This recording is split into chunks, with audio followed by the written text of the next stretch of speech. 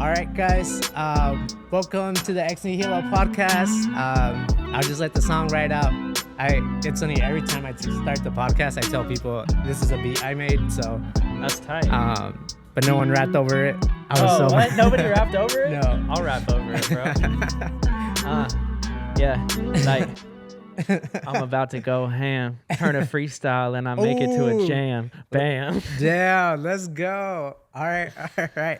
So we have a special guest today. His name is Gavin, and I guess I'll introduce him with the song. And yeah, I'm super excited to have you, man. I'll just let the song kind of ride out. Thank you for having me, Ray. I really appreciate you taking the time to come down here. Yeah, definitely. This man drove 2.5 hours to come meet me. Yeah. So I mean, this is the first time we're meeting in person. Yeah. And I mean, I was eating tacos in his car in the garage. Less than an hour ago, I made him wait in the car. I was like, I got to shower before we do this. I'm not ready, bro. But yeah, man. So what do you do? So I'm a full-time director and editor right now. I just run my own company, and it's kind of based off my name, Gavin Banksy. Eventually I want to, kind of merge it into a production company once I get a little bit more bigger with the budgets, but I'm slowly approaching that point to, getting an actual company. But right now it's just me, myself, and I. Yeah, I feel that grind. I'm on the same thing.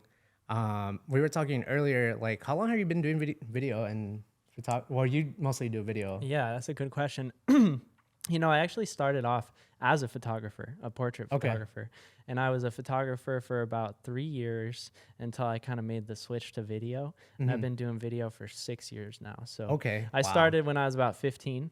And I used to be a music artist, rapper. And so I would make a song and then try and direct my own videos since I did photography and stuff.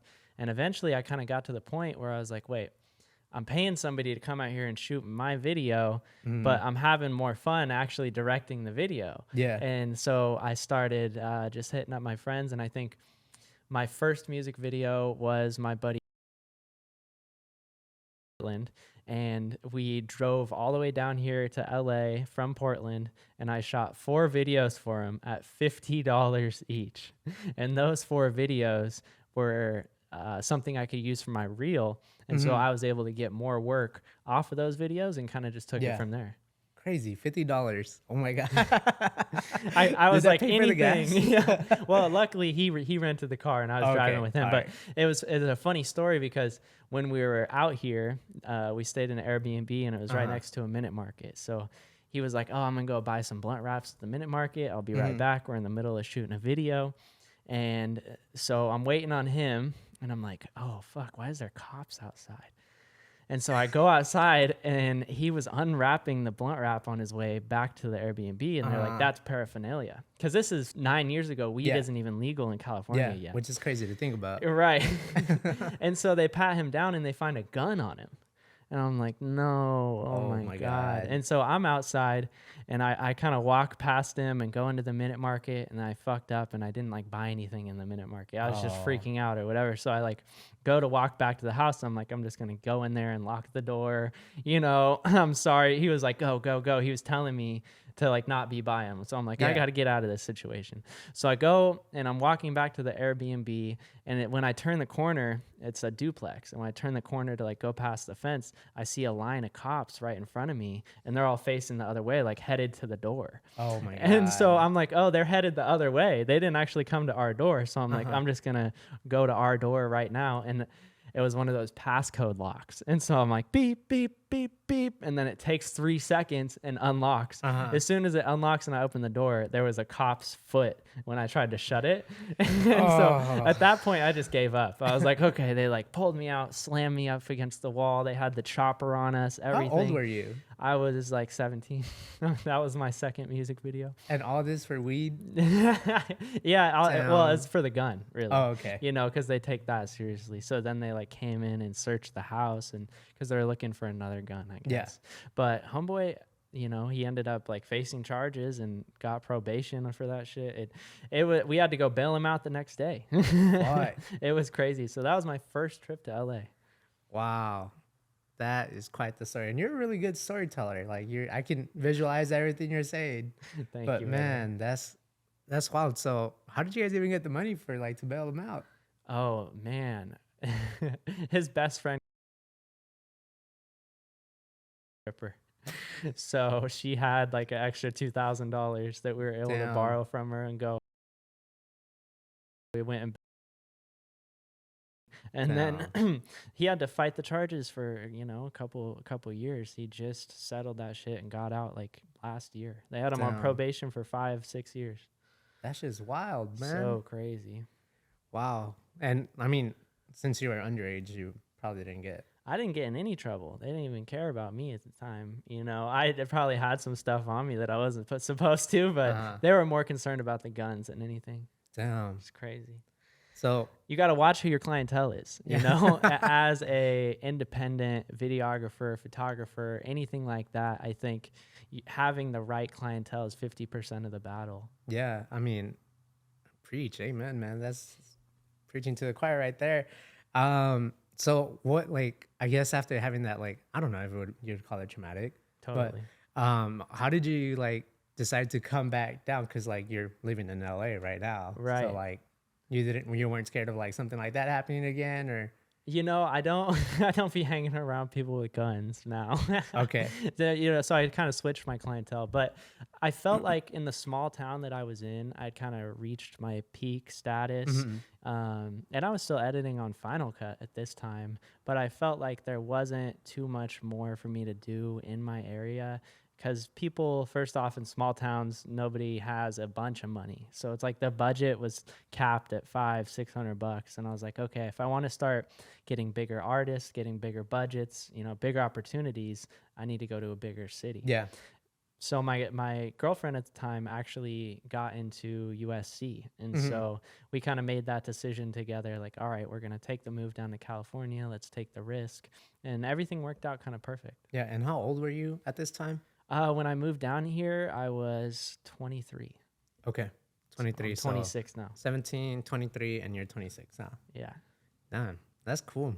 Was there any hesitations you had about moving down? I mean, I guess since she had already got into the school, you're like, there's no other way. Right. Yeah. Well, the program that she got into is super exclusive. So there's only 24 people that get into her program every year. Every year. And she was waitlisted. And then like a month before school started, so the month before August, we got a call and she like made the list because this was when COVID was happening. So there was people dropping out left and right. Yeah. And after she got in, I was like, well, we have to go. Like it's a once in a lifetime opportunity. Only 24 people get in. She was the youngest applicant to be approved. And so I was like, we just have to do it. And I knew that it was going to be a lot different from my lifestyle back home because I was like a manager at a restaurant. I was pretty comfortable, living life easy, but I didn't have a lot of money by any means, know. So we just saved up what we could and took the risk. And my goal, I had a little bit of money saved up when I moved down here, and my goal was like, okay, I'm gonna do what I can to get up my clientele. And how much do you think you had saved up? Because I know some people like me, like I live in San Diego, but I thought about moving over here, and I'm like, some people would say like 10K is not enough, like at least nowadays. Like, how much? We had 10K. I think we had like 17 between both of us, so almost 10K each. Okay. And you take away 4 for first month and deposit, and so it's basically like after moving costs, it's $5,000 to get into a place. Okay. You want to have a month or two of buffer, and just be safe, because those first couple months I would make like $500-600 in the month. I'd only get 1 or 2 clients. That's when I started doing marketing on Instagram. And I think especially in LA, you can look at any event as an opportunity when you're a videographer. So I could go to a party or a concert and kind of make connections there. Which I feel like once you get to a certain point, everybody says like, oh, I'm above spec work, or I don't do free work anymore. But I think that's really important, because it's really important to sorry, I'm kind of spacing. Oh, no worries. It's really important to distinguish that free work isn't always free, You know, it's not like you're just giving somebody something, because I still do free work and I feel like I get something from that, whether it's a bigger opportunity or the opportunity to get to a bigger artist. Like I worked on one of Bobby Shmurda's music videos, the first one he did when he got out of prison, and it's called Shmoney. And I think I've seen it. It's like 7 minutes. Yeah, it's like him and Migos, and it's in this big mansion. I helped on that, and I was doing song playback. So, you know, so I would just sit there, hit play. There'd be playback, I hit play, and it was super easy. But from that, just playing back the song, I made 10 different connections of now people that have gotten me hired on to do drone on an offset video. I've done drone on 3 or 4 different big videos now. It's like I was telling you on the way over here, that drone shot I did for the AMAs. So I think it's important, you know, you don't always have to be getting paid on the front end to be getting opportunity, because I feel like everything that I do for free comes back on the back end and pays me more in the long run. Do you think that doing those kinds of things pays off more here in LA? Because I know if I did that in San Diego, like there isn't as many people, or even if you did it like in your like hometown, like, but over here it's like a whole different thing, because you don't know who you're gonna meet or where you're gonna get connected to. Totally. You know, I think you have to look at it from the perspective of like, how much is it helping you? Like if an artist comes to me and they're like, oh, I have 100,000 followers, this, that, and this, you kind of have to evaluate, okay, how is this going to be worth it for me? You know, how many likes and comments are they getting? Is their engagement real? And if you're just looking at it from a social media aspect, I think those are the important things to focus on. But then you can also focus on, all right, I mainly do rap videos. You know, I just went to Virginia 2 weeks ago and I shot my first country video. Oh, shit. And so it's important to branch out into different categories, because I don't want to just be known as the rap video guy. Like I can do VFX, I can do quick shots and all that, but I'm in it for the art. And I think if you know, do what you love as a job, you'll never work a day in your life. But there's a lot of times doing this where it's easy to lose your passion. And I think that's the most important thing, is keeping your passion alive. So I'm always trying to branch out to different genres and make new connections. So doing spec work and different genres, I feel like people need to see what you can do before they're going to believe you can do it, right? So you kind of got to do the work that you want to be doing for free to get into it and get that opportunity. Yeah, definitely. And I mean, speaking of opportunities, I think this space is like really, really cool. How did you come across this? Or like, I know you mentioned a few partners earlier. Like, how did that even how did it go from to look like this to like nothing? Totally. It was all white in here when we got it, and we painted it all black. Behind us, this wallpaper is like done by hand. I painted that with some gold marker and shit. You know, so we probably have like 300 hours in this space. It's my really good friend, one of my best friends. His name's Michael. He goes by Povsky. And I actually met him the first day that I moved to LA. One of my really good friends, his name's Jeff, the only person I know here who's actually from my hometown. He used to be an engineer over at Paramount.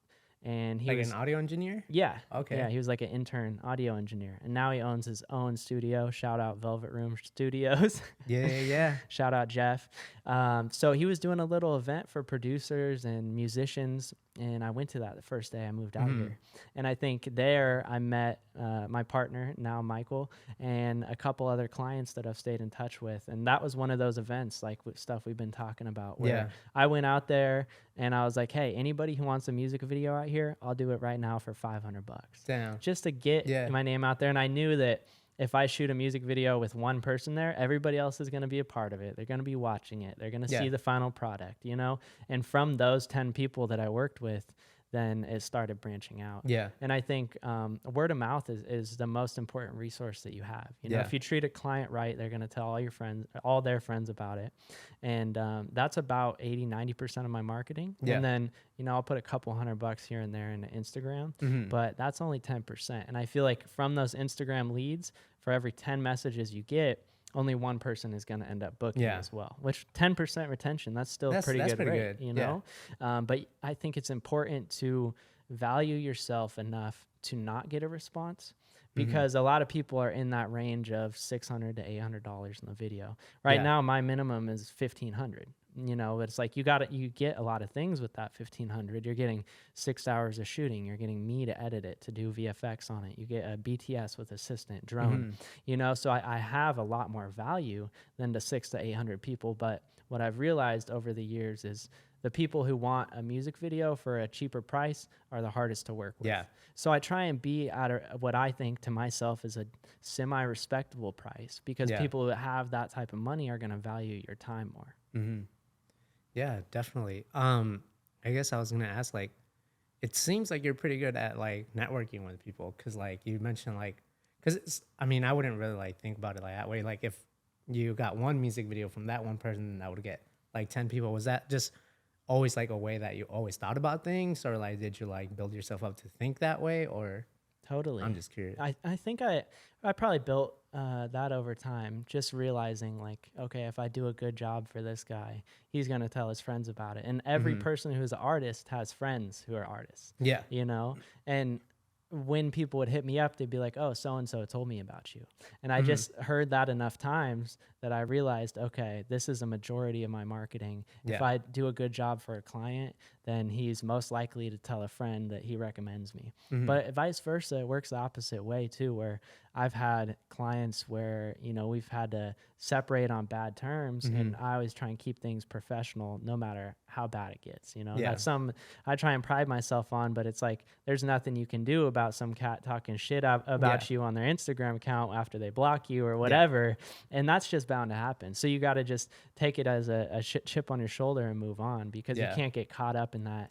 I don't even like any type of internet beef or anything like that. I don't even acknowledge it, because it's like below my wavelength. I'm not here for that. I'm here to work with people who are positive, people that want to grow, and actually build friendships with my clients. A lot of my longest clients are now some of my best friends. Yeah. Do you usually like get like signed contracts and stuff, or? That's a good point to touch on, because I think it's really important for every videographer to have a contract.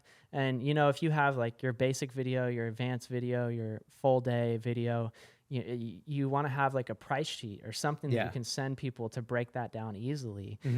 So when people hit me up, I say, hey, music videos start at X and they go up depending on your needs. Let's schedule a call. Because then if they're okay with that first number, they're going to be okay with a number a little bit bigger than that. So they'll give me a call, be like, hey, what are you looking to accomplish? They'll say, hey, I want 6 hours, a space, I want drone in it. And then I'll think about it, and I'll get back to them a couple hours later with like a quote. I'll be like, okay, if you want to start pre-production, you got to give me 30% down or whatever. And, and this is how much it's going to cost. Because when you can lay it out for your customer, and here's $150 for drone, it's going to cost you $600 to have the camera equipment there. We're doing $600 to $800 for the edit, and they can really see the cost. Then the customer is more like they don't have their guard up as much, because when people message you and you're like, oh, what's your budget? They're like, oh, this guy's just trying to rip me off. Like, oh, well, he just wants all my money, you know? So I try and say, hey, it starts at this number, but depending on your needs, it can go up. So let's schedule a phone call. Because I feel like once you get somebody on the phone, you can start to build that personal connection. And then you can give them the vibe of like, hey, I'm here to help you accomplish your vision. We're not working against each other. It's a push and pull. So you got to give a little bit of leeway. But back to your original question, yes, I do like basic contracts that require a deposit, just protect everybody legally. Nothing super fancy. But I think it's very important to do contracts, because before I did do contracts, I've gotten ripped off a couple times. And that's a risk that you run in this industry. Just last year, I lost $1,500 on a trip to Atlanta. The dude, he paid me for the trip out there. I go out there and he's got like drugs and guns in his car, and just talking wild. And he's like, oh, I want to go to the club. And I had just gotten off like a 6-hour flight. So I'm like, I do not want to go. But I was like, all right, brother, I'll go to the club with you. And then he starts acting wild, gets kicked out of the club. He's got his gun in the parking lot. He's like trying to sell weed in the parking lot. I'm like, this is not what I came here for. and it's my fault for not properly doing my due diligence before I even arrived. Yeah. Because once I arrived there, he was like, "Oh, I know you from so-and-so." And I was like, oh, you know me from him? Okay, I know this is going to be bad because the other guy was bad. Yeah. Shit. So that, is partially my fault. But I ended up like leaving that night and rebooking my flight for the next day because I was like, I'm not going to be here for 4 days with this craziness. Yeah. And he ended up like charging me back on the Cash App. So it cost me my flight there and my flight back. God damn. I lost like $1,500. It hurt, That was a rough month for sure. Right. And things like that is where you live and learn. Like now my payment policy, you can pay me through Zelle, Apple Pay, fucking PayPal, friends and family. That's it. People can't charge me back now because I've already had that experience. Yeah. So I only use payment methods where even if you want your money back now, you can't get it. I'm sorry. And that's the type of precautions that you have to take as your own business owner. Not to be like shady, like I'm going to keep your money, but it's like once it happens enough times, you have to protect yourself. Yeah, definitely. I think there was someone that was trying to like book like a podcast one time and like I just like, this is like the deposit, but they didn't want to pay the deposit. I'm just like, no, like, if you can't pay the deposit, like, I don't know what else is going to go south. Right. So like. And that's something that I do too, is to differentiate myself from other videographers is not minding doing multiple payment installments. Yeah. I've done, say I'm charging $1,500 for a video. Usually most videographers are like half down and we'll lock it in. So that's $750. But what I do is I say, hey, we need half down by the time we shoot. But if you want to lock in your date, we can lock in a date 3 months from now, and you only have to put $250 down. Yeah. Then they're giving me $250 a month until the shoot date's coming in. Yeah. So I have a couple $100 coming out from here, from there. So if you have 10 clients that are paying you $250 a month and you're only shooting 2-3 videos a month, it's like once you get that chain going, it helps out with your overall income because I feel like when you get a big chunk of money at one time, like people like us do, you splurge, you pay your expenses, you buy a new piece of gear. And so with those lower deposits and monthly or biweekly payments, it's more like a job where you're like, okay, I got $500 coming in this Friday. Then I got another $5 coming in next Friday. So it's a little something that you can rely on to give yourself a sense of normalcy. Yeah, definitely. I was going to also ask so, I mean, it seems like you're pretty well learned in a lot of business stuff. Like, did you learn this trial and error, or was there stuff that you read or courses that you bought? I'm just totally. One of my favorite directors, Damien Sandoval, he owns 14 studios, I've had the opportunity to work with him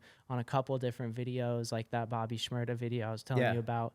And I kind of watched him and he kind of planted the idea in my head, this space thing, I could actually do it. Yeah. And so I think in LA, you have to have multiple different hustles, And so I've always just tried to pay attention and learn. And coming from deep poverty in my childhood, and the brown bag lunches and not being able to have a jacket at school and stuff like that, I think it just gave me a different perspective on money where I'm so hungry to get financially stable and get so-called middle class, and I think a lot of it just came from guessing and checking and learning from my mistakes. Like I said, I had a smaller studio last year and I actually had some issues with the landlord. So I was like, this isn't even worth it. Yeah. And so that was a very big learning experience for me, but I don't look at it as a failure. I just look at it as a lesson. Hey, I had to lose $3,000 to learn this lesson. Yeah. And now with my space here, I came at it with such a different perspective that was so much more knowledgeable that in my mind, in my mind, it's 99% we're going to be a success. Yeah.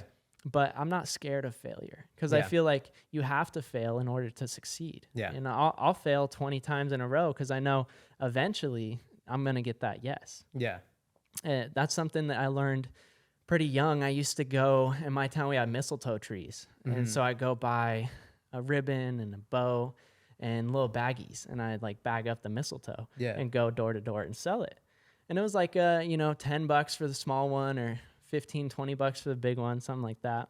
But I would, get no after no after no. But all it took was one yes in an hour for me to get that $15 an hour Dang. at 10 years old. Yeah. And so I was like, all I need is one yes. I can have 50 people tell me no in an hour. In the winter? It's cold out there, bro. Right. You're out there 10 years old going around. This is when minimum wage was like $9.50 in my home state. Yeah. So I was like, I'm making more than minimum wage, and I'm not even old enough to work right now. Yeah. So I think there's always money out there. You just need to be willing to see it and look at things from different perspectives and be not afraid to hear no. Yeah. Because you will eventually get that yes, and you'll find the right people around you.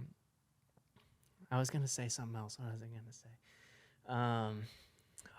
I blanked on it, but I'll come back if I remember. Worries. It usually always comes back. Yeah. Yeah, man. I mean, how did you guys, like, who ended up thinking about, like, designing, like, this place? Like, because I know, like, I kind of have, like, a pure space, but, like, how did you guys decide, like, this is the way that we're going to go? Or, like, this is when it's going to make us different? Like, right. You know, a lot of our sets here have, like, the customizable LEDs that we can control from the iPad.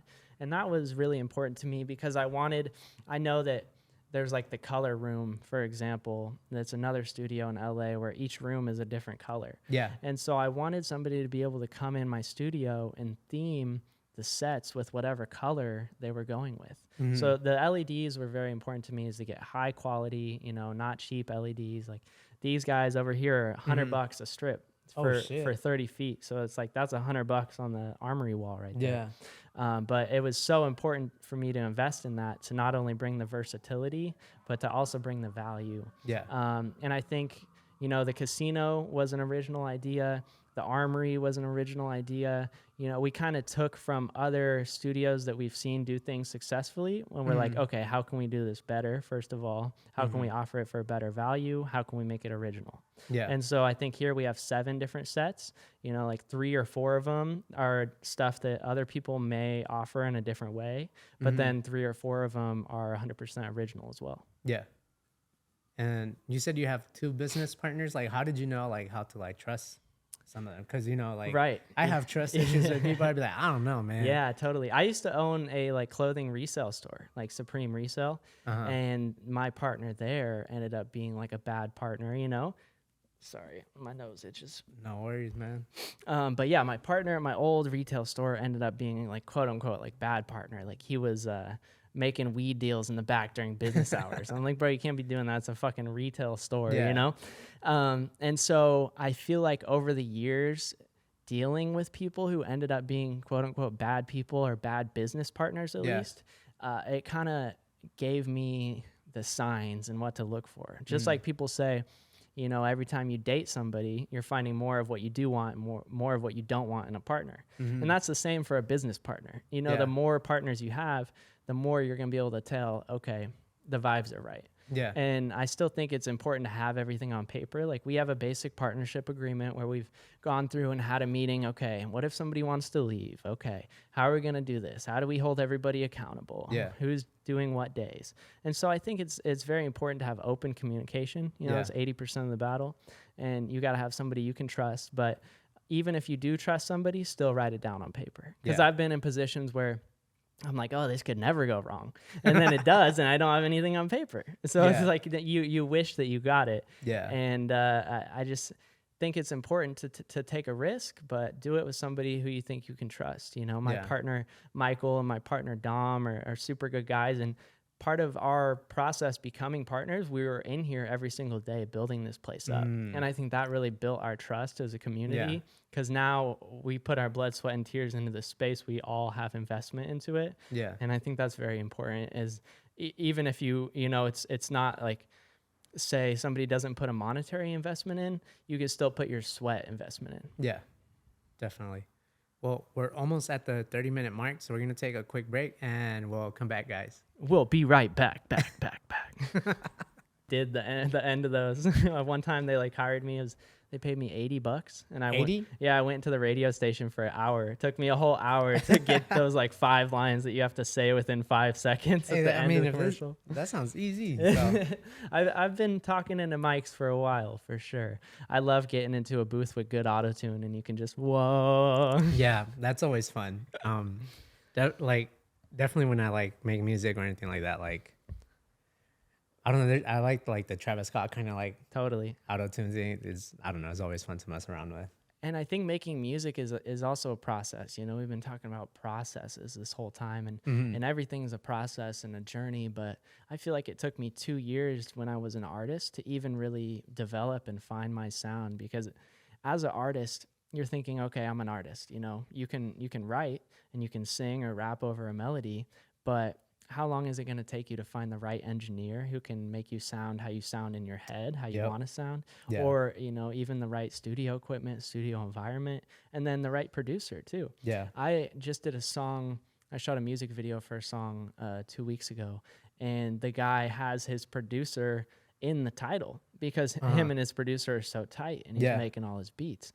So I see a lot of artists doing that nowadays where they'll kind of link up with a producer or link up with an engineer, and now that's your guy, which is really cool because you have to develop a team. You know, not everybody can do what Russ does and mix, master, produce, sing. You know, it's like there's 5 different roles. There's your marketing, your graphic design, you know, it can go on and on. And so finding a team, not only in music, but for anything is definitely integral.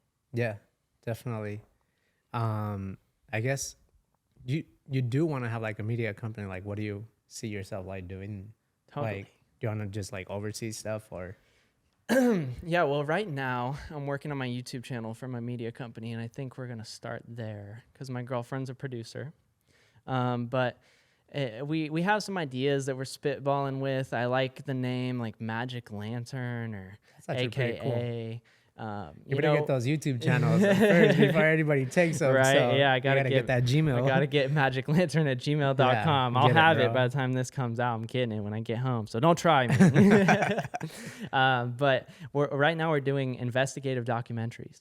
Okay. For her senior project for her bachelor's, we did an investigative documentary on a cult that I used to be in, and me and my mom used to be in. So we did a mini doc on my mom.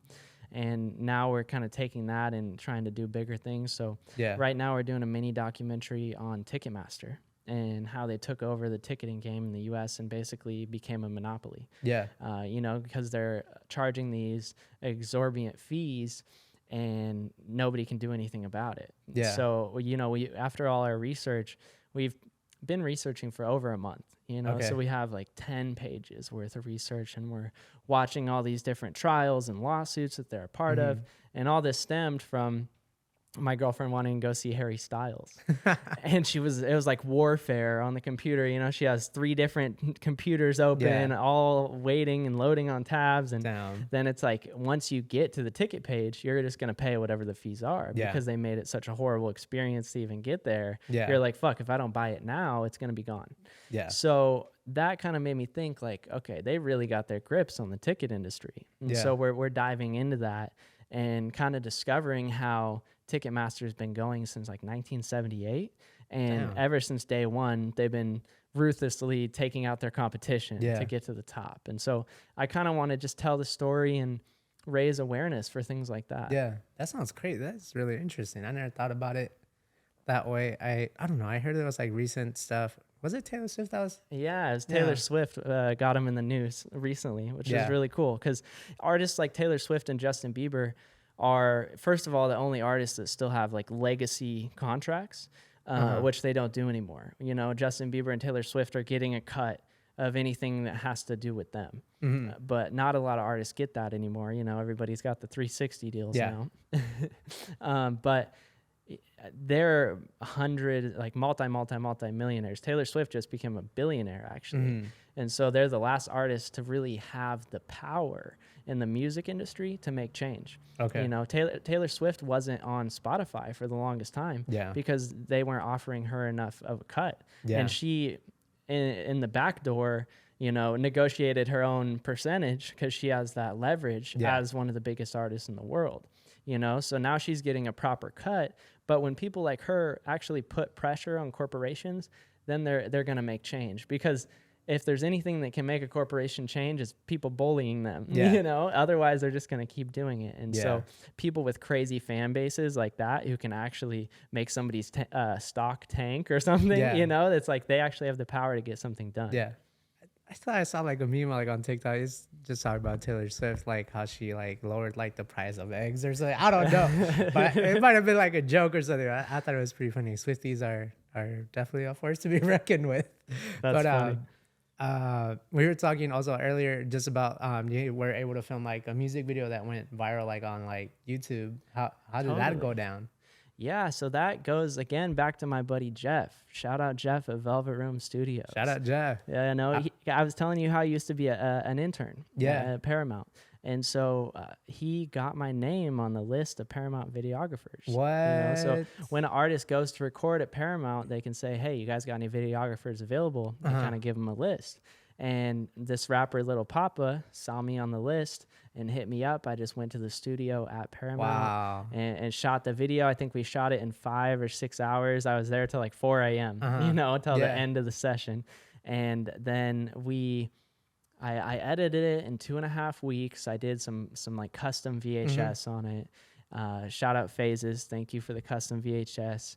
But I try and do something unique and learn one new thing at least in every new video to try and keep it fresh, because it can get so repetitive just doing the same video after the same video. But anyways, that one's called Stay Loyal by Lil Papa, and we peaked on number 12 trending. Awesome. And so right now it's sitting at like 1.2 million views, and that was my first video that I shot and edited to cross 1 million. You know, there's videos that I've just shot or videos I've just edited that have over 1 million views, but it was a big accomplishment for me personally, because it was just the first thing where I did everything, all encompassing. Yeah. And it has over 1 million. So Yeah. it felt good for sure. Dude, that's crazy. Like they have like a list of people to hit up. That's crazy. You got to be careful too, because it's like one bad experience, you're off the list. Damn. So you gotta, but it's like, Were you nervous at all when you were shooting that? Like, is that like the know- highest, like, not risk, but like the highest like pressure situation you've been on, or? I feel like I've been through so many traumatic situations that I don't even think about the pressure. Just like after being in a high pressure situation and failing, or like feeling like the world's laughing at you or something. Yeah. It kind of takes some of the nerves away in the future experiences, because I just go in there and treat everybody like another person. If I go in there and everybody's showing me respect and is being nice, and it's like I'm just another regular guy. Yeah. So I don't try and treat anybody like they're super special. I got to go to the same Paramount studio. It was a year before I did the Lil Papa, so 2 years ago, and it was with Blockboy JB, and Tay Keith was there. Oh, damn. And so it was like, that was a little bit more of a different experience than going with the Lil Papa, but they still were both unique, and they treated me well. And so luckily I didn't do so bad that they took me off the list the first time, and I was able to get called back. And even though it was only one gig in 1 year and one gig in another year, those were some of my biggest gigs those years. So I think it's important to, no matter how small or big the gig is, to just treat everybody well, and know that at any point you're only one person away from the right person. Yeah. Dang, that's crazy. Could you tell like a difference when people, like after that gig, like were more people like trying to book you or anything like that? Totally. I think social media clout or a shout out or a tag on a video, it only does so much. If somebody has 100,000 followers and they tag you or shout you out, you're going to get like 10 to 20 messages. It's nothing where it's like hundreds of messages in my inbox on the daily, but from time to time, I'm still getting producers or graphic designers like, yo, can you send this to Papa? I'm like, wow, bro, what, you think I just got his number? Yeah, I do, but I'm not going to do that for you, bro. I don't even know you. And that's just another part of LA, is everybody's looking for what can you do for me? And so I never come at it from an aspect of that. I say, what can we do together? Because everybody can win. You don't got to step on other people in order to win. I think it more of a collaborative effort, and building bridges instead of burning them is going to get you a lot further. Yeah. You want to send on that beat that we played earlier? No, I'm just like... That's so funny. Man, but that's great. I can't imagine that. Like, like they'll hit up the videographer and just be like, yo, send Papa my beat. I'm like, bro, come on. You think this is the only message you're sending me? You think I'm going to do that? And people are so just like blissfully unaware. You know, Yeah. they're like, oh man, if only he would send Papa my beat, then I'm gonna make it. Like, nah, I don't think that's how it works. That's not how Papa it still hasn't works. made it. You know, it's like Yeah.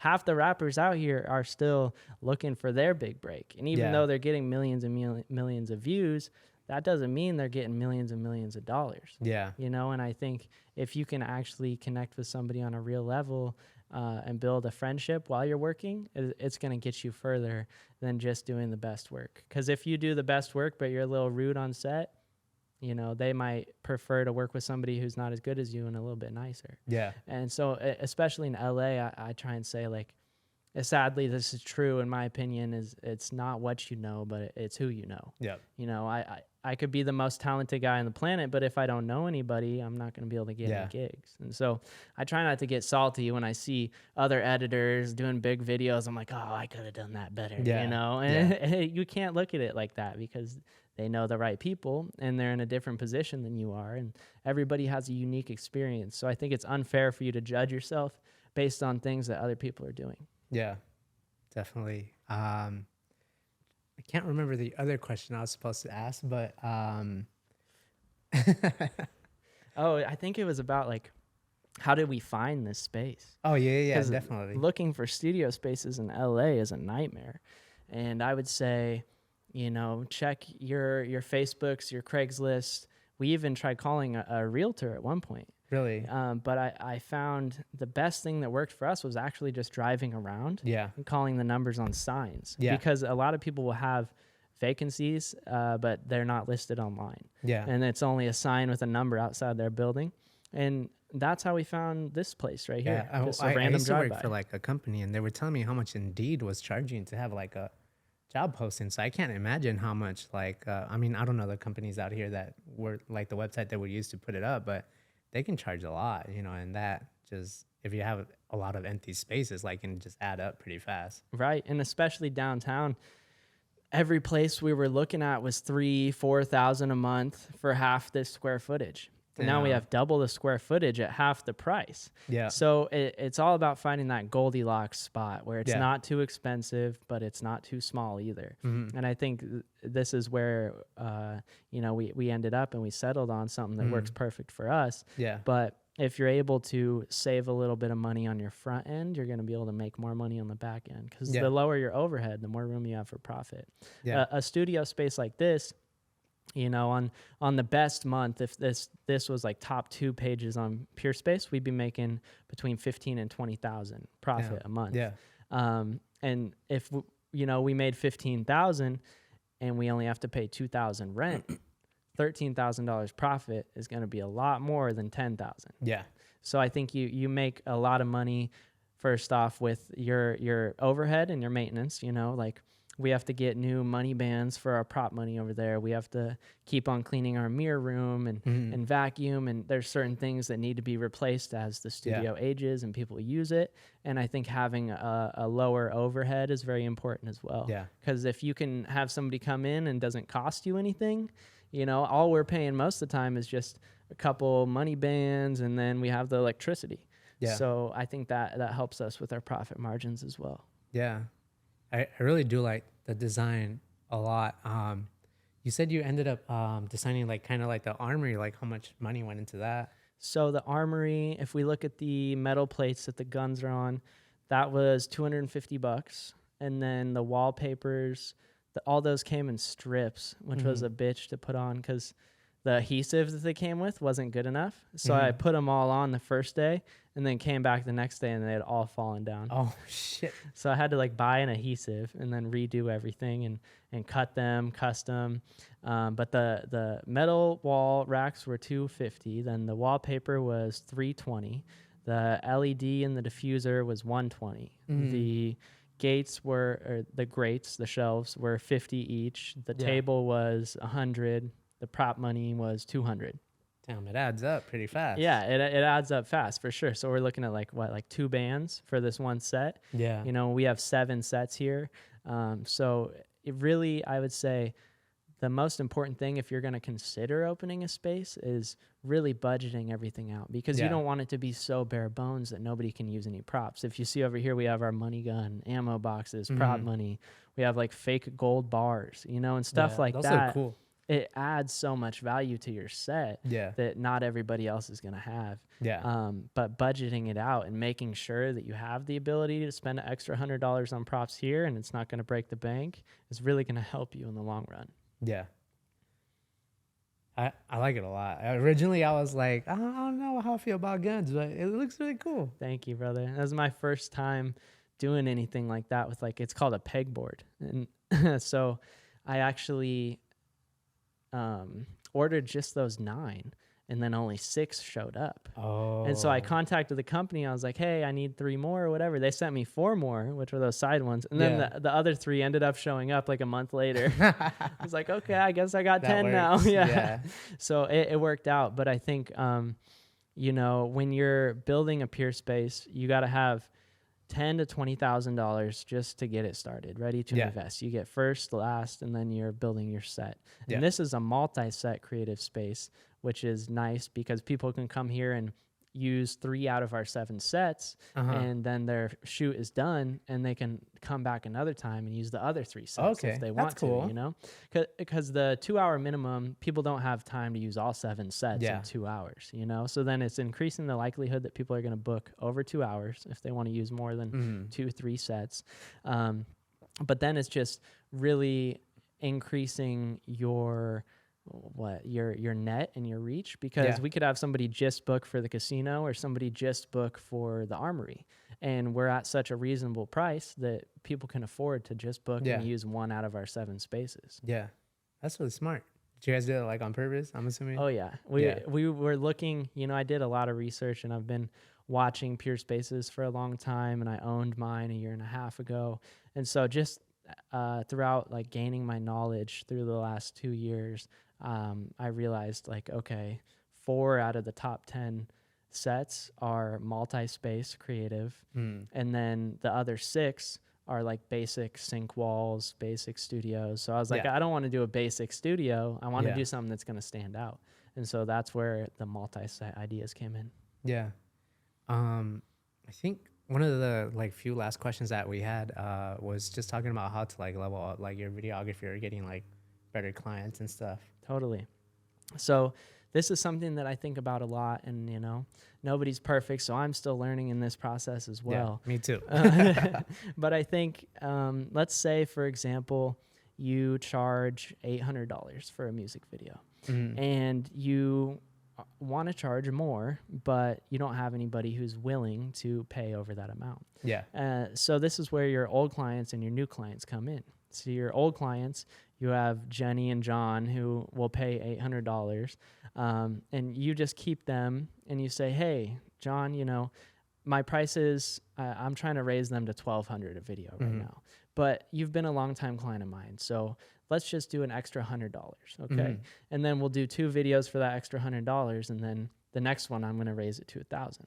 So your old clients who are at the rate that you're at right now, you're going to raise them gradually to meet your new expectations. Then anybody who comes to you who's new, you're going to tell them those new prices. Hey, I charge $1,200 for a video now, and you're going to get 9 no's, but that one yes is going to pay $1,200. And one thing that I've learned is, you know, the cheaper people try and be during that negotiation process, the more demanding they're going to be on set or in post. And so I try and price myself out of that, where people are going to at least respect my time and know that, hey, I don't need you on top of me. I know what I'm doing.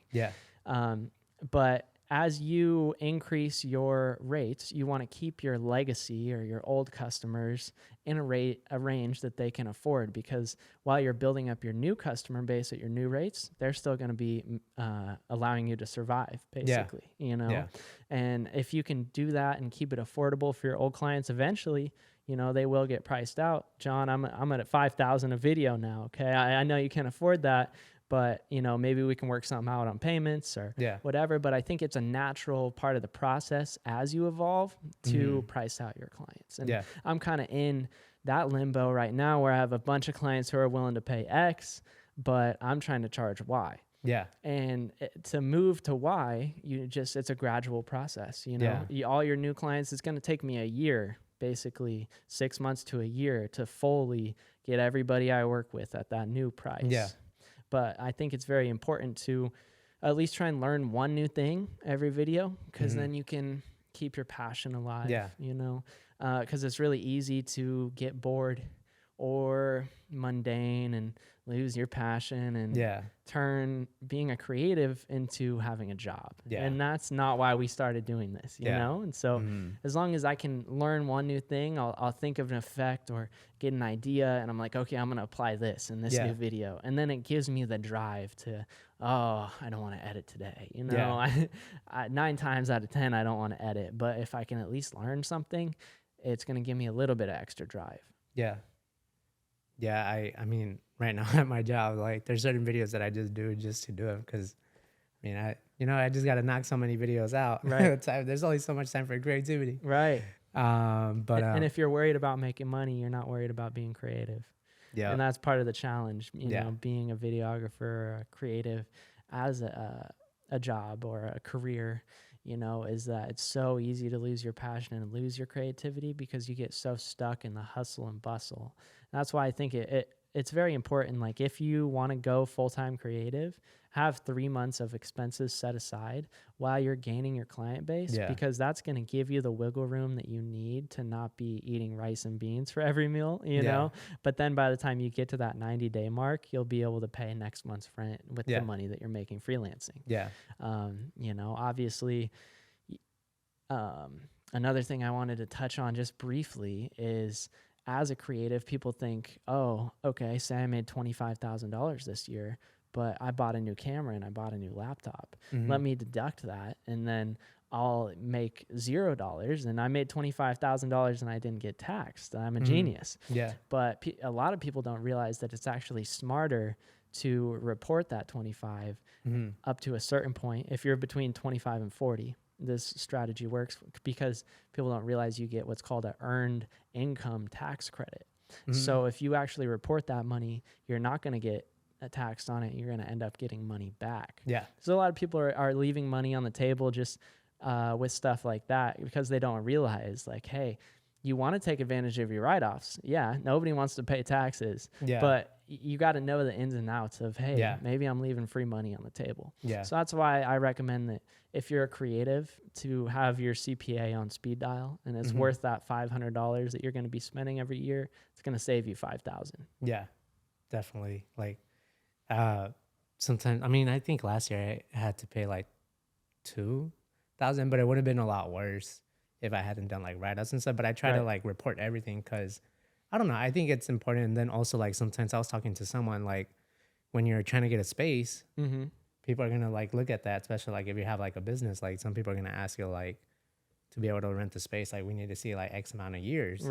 And just lie on your resume.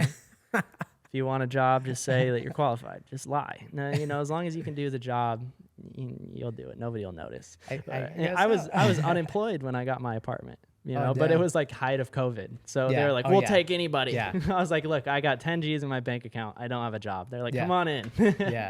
You know, but especially if you're thinking about something like getting a loan, buying a house, getting a car, it's way better to report your income and pay a little bit of taxes, because then you got something on paper where the credit union can say, okay, wow, this guy's making $5,000 a month. We can afford to give him a $10,000 car.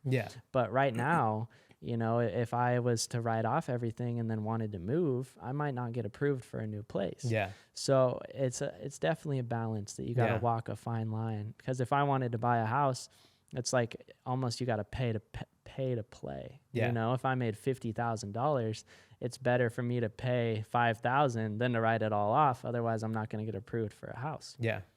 So some it's stuff interesting. that like we don't really like a lot of people get told. So it's definitely important. And taxes are very important, because they're taking a third of what, if you don't do anything, they're taking 28%. You know, so it's like that's 28% of your income that you're leaving on the table, whether you write it off or you get earned income tax credits or you do a purchase that's a write-off. I think it's important just to have a close relationship and not be scared of taxes, and just understand the rules and the loopholes and what can I do to make this work for my advantage, rather than, okay, I got to pay $2,000 every year. I think last year I reported $50,000 and ended up paying $700. That's not bad at Yeah, all. it wasn't bad at Yeah. all. I was happy. I was like, Yeah. okay, I'll pay the 7. Yeah. Let's go. Yeah. Is there any last thing I guess you want to tell like videographers or people that like want to open up a studio? Totally. You know, I would say as a videographer, just don't give up and keep doing spec work and keep doing passion projects, because that's when it's going to keep your fire ignited, and it's going to keep you passionate.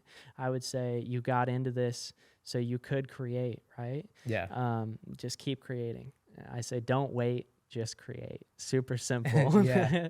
But a lot of times that's half the battle, is just getting out of bed and doing it. And you know, I shot a spec commercial 2-3 days ago, and I went back and I was looking at the footage, and I had a fish tank. I was like dropping fresh fruit in the fish tank, and a couple of the shots were like out of focus. You know, it's like nobody's perfect. I'm still making small mistakes on set, and you're gonna make mistakes, but that's a part of the process. I would rather me make the mistake on a spec job than to actually be getting paid for it and then make that mistake. So I'd say try and remember your lessons, and try and learn something new every time. If you want to get in the studio space, you want to focus on things that you've seen have success. You want to focus on things that you can innovate in. You want to focus on providing value in a safe space. And that's everything you need. You obviously do need some capital, 10 to 20,000, but on an average studio, you can expect to make between 60 to 100,000 per year. You know, so it's just like investing in anything. Definitely takes a lot more time than people realize. Yeah. But in the end, I think it's worth it. Yeah, definitely. Well, that's it for the podcast. Thank you so much for tuning in. Shout out, Ray. Thank you for having me, man. Yeah, It's been a pleasure talking with you. Thanks, man. Appreciate you. All right, see y'all. Peace.